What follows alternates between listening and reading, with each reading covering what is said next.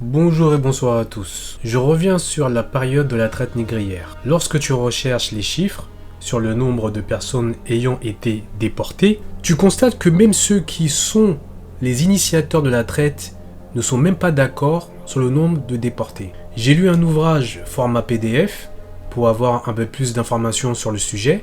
L'ouvrage s'intitule Facteurs de mortalité dans le trafic français d'esclaves au XVIIIe siècle.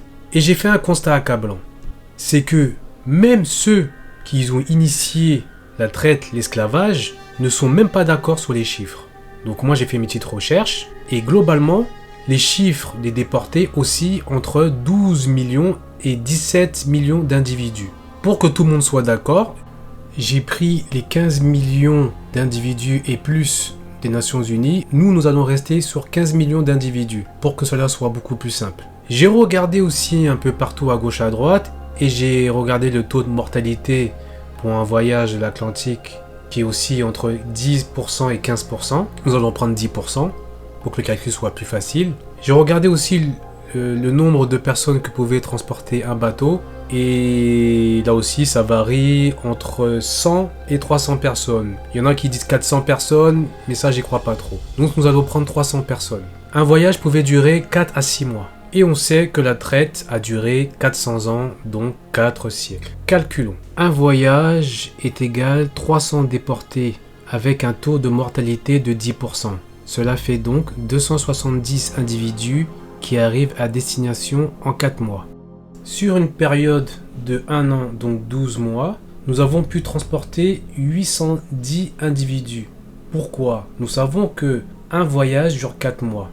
Donc, pour 1 an, nous avons dû multiplier par 3, 4 qui nous donne 12 et multiplier par 3, 270 qui nous donne 810 individus arrivés à bon port, en incluant bien entendu les 10% de taux de mortalité. Prenons la période de 1 siècle. 1 siècle est égal à 1200 mois. Pour passer à 1200 mois, il faut faire 12 mois, donc égal à 1 an, fois 100, qui nous donne 1 siècle. Donc on sait que 100 ans égale 1 siècle.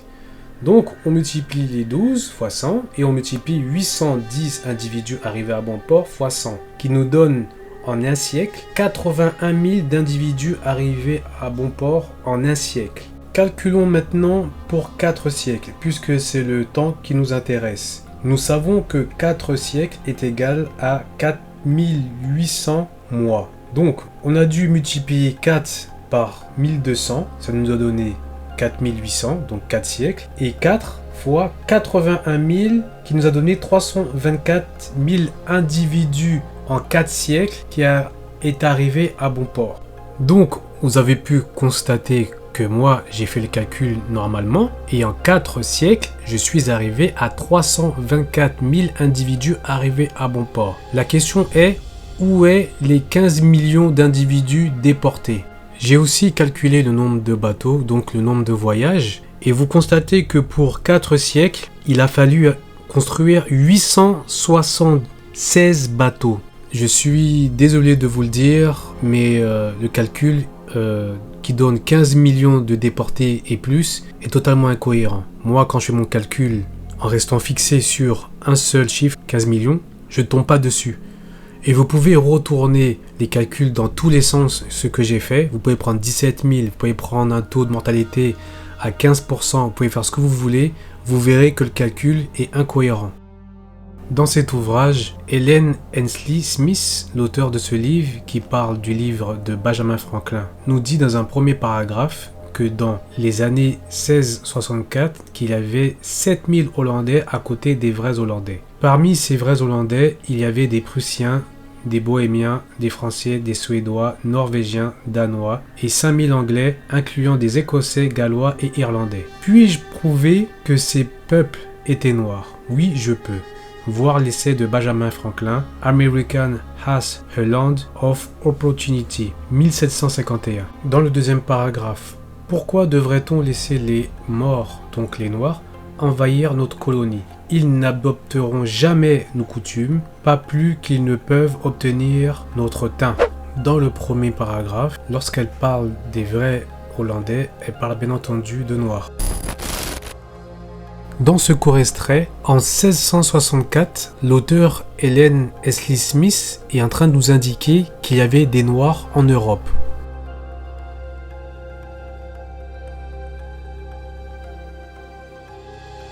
Je pose la question, s'il y a vraiment eu l'esclavage initié par des Blancs envers les Noirs, pourquoi il y avait encore des Noirs en Europe aux mêmes dates que les 400 ans d'esclavage des Noirs?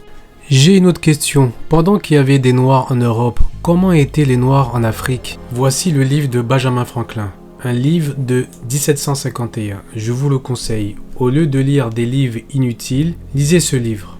Voici ce que Benjamin Franklin dit dans son dernier paragraphe, que le nombre de personnes purement blanches dans le monde est proportionnellement très petit. Ensuite, il dit, à l'exception des Saxons, qui, avec les Anglais, forment le principal corps des Blancs sur la surface de la Terre. Qu'est-ce que cela sous-entend? Cela sous-entend qu'il n'y avait que des Noirs pratiquement sur la surface de la Terre et qu'au XVIIIe siècle, il y avait une infime partie des Blancs qui vivaient en Europe, notamment en Angleterre.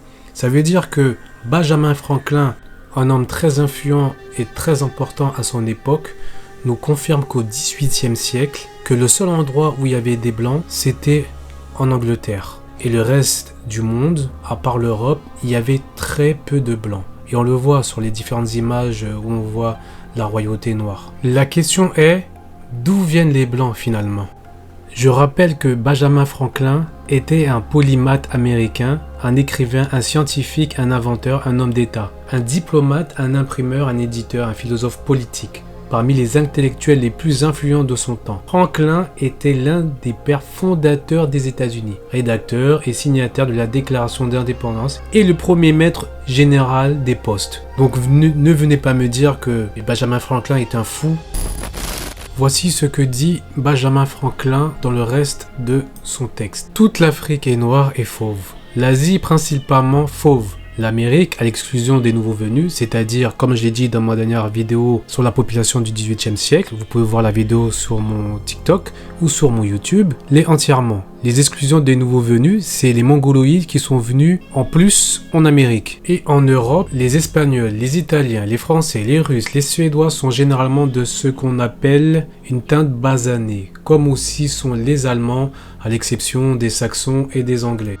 Comme vous pouvez le constater, Benjamin Franklin ne parle ni d'arabe ni de maghrébin, puisque ces populations sont très récentes, extrêmement récentes. Et le mot basané n'a strictement rien à voir avec eux, on les appelle basanés par défaut. Comme vous pouvez le voir sur la définition de Wikipédia, ils font partie des Caucasiens. C'est aussi des blancs, sauf qu'ils sont légèrement un peu plus bronzés à cause de leur mélange, mais ça reste des blancs, des Caucasiens. Il n'y a aucune différence. Je dirais même que les Blancs, les Slaves, les Aryens les considèrent comme des Blancs de seconde zone. Basané est une teinte allant du doré jusqu'au brun. Donc je vais vous montrer les différentes couleurs de basané. Donc brun. Puisque ici, quand vous regardez la définition de basané, basané signifie une brune. Et quelles sont la population qui a une couleur brune? Je vais vous montrer ça tout de suite.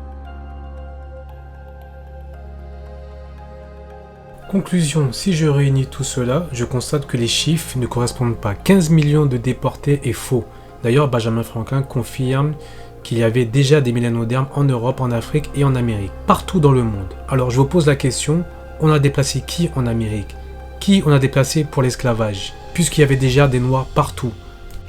Vous êtes là à écouter les menteurs comme Fétiche et Gabriel Souleka. D'ailleurs, monsieur Souleka, il vient d'où ce monsieur? Quelle est son identité? On ne sait même pas d'où il vient. Si vous parlez d'esclavage, cherchez-moi, trouvez-moi les preuves matérielles de cet esclavage. Trouvez-moi les bateaux. En fait, les Sénégalais, ils sont complices parce que le bâtiment qui se trouve au Sénégal, c'est un faux bâtiment qui n'a strictement rien à voir avec l'esclavage. C'est un scénario qu'ils ont monté ensemble pour faire croire qu'il y a eu des déportations. Il n'y a eu aucune déportation. I'll be back.